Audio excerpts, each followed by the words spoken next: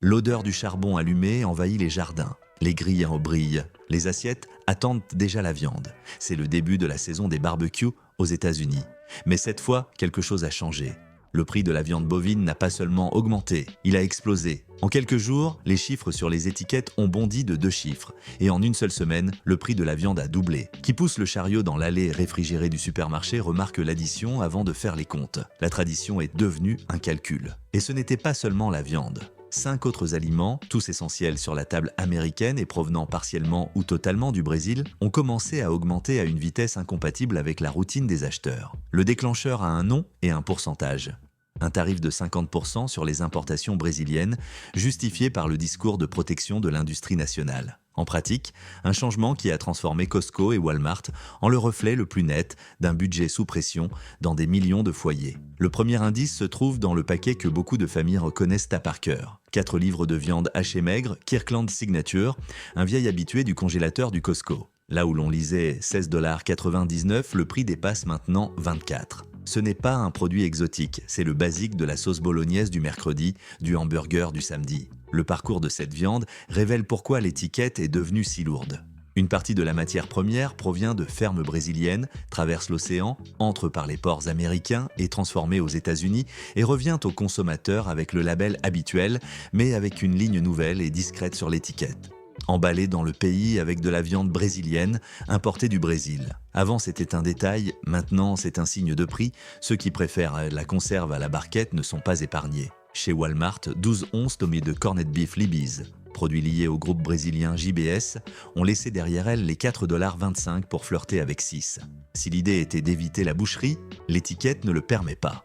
Et pour les morceaux surgelés avec label USDA Choice, ribeye et sirloin, l'augmentation frôle 40% depuis le début de l'année lorsque l'origine indique le Brésil. La raison se trouve à la première barrière de la chaîne. Avec le tarif de 50%, chaque livre de viande brésilienne débarque au port coûtant quelques dollars de plus. Cette différence ne disparaît pas. Elle circule, passe par le centre de distribution, traverse l'allée et se pose sur l'étagère. L'addition du barbecue traduit mieux l'impact que n'importe quel tableau. Un repas simple pour 4, avec le ribeye brésilien en vedette, qui coûtait 25 $, dépasse maintenant 40 $. Le menu réagit. Beaucoup se tournent vers le poulet, le porc, mélangent des légumineuses, réduisent les portions de viande rouge, écourtent le dimanche. Les chaînes de fast-food qui dépendent de mélanges avec de la viande importée ajustent aussi ce que le client reçoit dans sa main. Portions plus petites, sandwich plus léger, prix ajusté. Les chiffres publics confirment ce que la caisse murmure déjà. Au deuxième trimestre 2025, les importations de viande brésilienne ont chuté de 15% par rapport à l'année précédente, mais le prix moyen par livre a pratiquement doublé. L'offre nationale n'a pas comblé le vide, surtout dans le segment des surgelés abordables où le Brésil était clé. La réaction du consommateur se voit dans le regard et le choix. Beaucoup passent à des morceaux prime ou choisissent de production locale, plus chers, mais sans le surcoût indirect de l'importation. D'autres expérimentent des alternatives végétales, combinent protéines de poulet et haricots pour maintenir l'assiette copieuse sans exploser le budget mensuel. Mais l'histoire de la table américaine ne s'écrit pas seulement avec ce qui va au centre de l'assiette. Un ingrédient rarement sous les projecteurs agit en coulisses et pousse la facture à la hausse en silence, le soja. Presque personne n'achète un sac de soja brut. Mais presque tout le monde consomme ses dérivés. Il est dans l'huile de cuisine des rayons, dans la boisson végétale que certains prennent au petit déjeuner, dans le pain moelleux qui nécessite une émulsion stable, dans la barre de granola qui promet des protéines, dans le cookie protéiné vendu comme option saine. Et surtout, il est dans la mangeoire du bœuf, du poulet et du porc, dans la farine qui fait grossir le bétail plus rapidement et de manière prévisible. Le Brésil règne comme principal exportateur et année après année, des millions de tonnes partent de Santos et Paranaguá vers les écraseuses américaines où elles deviennent huile et tourteaux pour circuler comme ingrédients dans des milliers de produits remplissant Costco, Walmart, Target et les cuisines industrielles de chaînes comme Subway et Burger King. Quand le tarif de 50% s'applique à ce grain, l'effet n'est pas un choc, c'est un tremblement continu. Rien que pour franchir la douane, un conteneur coûte des dizaines de milliers de dollars de plus. Les industries tentent d'amortir, mais la réalité s'impose. Le flacon de 48 onces d'huile Wesson, qui valait 5,49 $, augmente jusqu'à dépasser 7 $. Le pack de 6 boissons de soja silk au Costco se retrouve plus lourd sur le ticket, 25% de hausse depuis janvier. Et ce n'est que le début. Les tableaux d'importation montrent moins de volume arrivant, une baisse de 20% au deuxième trimestre, tandis que le prix international augmente en moyenne de 50%, stimulé par des achats de stock en Asie, la Chine et le Japon en tête. Quand le soja devient cher, le coût du poulet rôti du déjeuner n'augmente pas par mauvaise volonté du marché, mais parce que l'alimentation est le plus cher. Idem pour les œufs, le lait, le fromage dépendant de l'alimentation du bétail. L'effet domino ne demande pas si vous buvez du lait de soja, il touche tout le marché. L'industrie agroalimentaire recourt à un vieil outil de survie. Le prix reste pour l'instant, mais le paquet rétrécit discrètement. Moins de barres par boîte, moins de grammes par unité, moins de sauce dans le flacon. Le consommateur paie le même prix pour un peu moins, une inflation cachée sur la balance, pas sur l'étiquette. À la maison, l'addition apparaît à la fin du mois. Un dîner simple, poulet grillé, salade, sauce à base d'huile de soja, qui coûtait 15 $ en ingrédients, dépasse largement 30 lorsque les hausses s'accumulent. Et encore une fois, les grandes chaînes reflètent ce qui se passe dans les sous-sols des chaînes mondiales. Costco commence à signaler « contient du soja importé » sur les produits Kirkland, un avertissement discret qui fonctionne comme un feu jaune. Walmart signe des contrats avec des fournisseurs alternatifs, cherche des origines par d'autres routes, mais la capacité ne s'improvise pas. C'est le soja invisible qui piège le consommateur plus fermement que la viande qu'il voit. Au petit matin, quand la cuisine est encore à moitié sombre, un rituel ancien aide à démarrer la journée. Des cuillères de poudre noire, de l'eau chaude, l'odeur qui se répand, la première tasse, le café occupe une place que peu de produits atteignent. 70% des Américains boivent du café tous les jours, surtout les plus de 50 ans. L'habitude ne se remplace pas par de l'eau, elle se défend en réduisant ailleurs. Quand le tarif de 50% s'applique au grain vert brésilien, le tableau des torréfacteurs bondit. Un sac de 60 kg d'arabica coûte presque 40% de plus qu'au début de l'année. Sur l'étagère, l'effet est immédiat.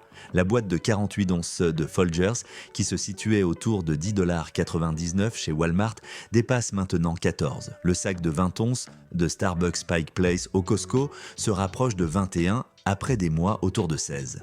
Le café résiste à l'abandon. Au lieu de renoncer, la plupart maintiennent le rituel et sacrifient autre chose. L'effet se voit dans la rue. La boîte prête à l'espresso double augmente de quelques centimes par unité, les capsules apparaissent sur une ligne de facture supplémentaire, le pack de cold brew du club pèse sur le budget. 15 à 25% en quelques mois, le rythme n'est pas symbolique. Si le sac mensuel qui coûtait 20 devient 40, ce sont 240 $ de plus par an pour continuer à le boire à la maison. Dans le café du quartier, le latte à 4 $ approche 6. Dans certaines villes, il frôle 7. Les grandes marques font ce qu'elles peuvent. L'une élargit le panel d'origine pour réduire la dépendance au Brésil, une autre renforce les achats en Colombie et au Honduras. Mais les mélanges ont une mémoire et le changement de profil ne se fait pas du jour au lendemain sans altérer le goût. Le client attentif remarque la différence dès la première gorgée. Reste la question que personne n'aime répondre, si le café double, qu'est-ce qui sort du budget pour laisser de la place à la tasse du matin ? Si la cuisine accepte encore le café plus cher, le verre suivant touche une autre corde, affective et culturelle, le jus d'orange. L'image est classique, un pichet translucide, la couleur intense, le verre froid à côté de l'assiette. C'est un souvenir d'enfance pour beaucoup, une habitude de décennies pour tant d'autres, et l'icône du petit déjeuner américain. Dans les réfrigérateurs du Costco, le grand gallon de Tropicana Pure Premium reste aligné, mais beaucoup ralentissent maintenant le chariot et passent leur chemin. Chez Walmart, le Simply Orange de 52 onces reste, mais les lacunes sur les étagères s'élargissent après le week-end. Ce n'est pas qu'il se vend plus, c'est qu'il arrive moins. Le prix n'est pas le seul signal. La manière d'acheter change aussi. Ceux qui prenaient 2 ou 3 grandes bouteilles reviennent avec une seule. Ceux qui buvaient à tous les jours commencent à réserver pour samedi et dimanche. Ceux qui ne renoncent pas au goût diluent pour que ça dure plus longtemps.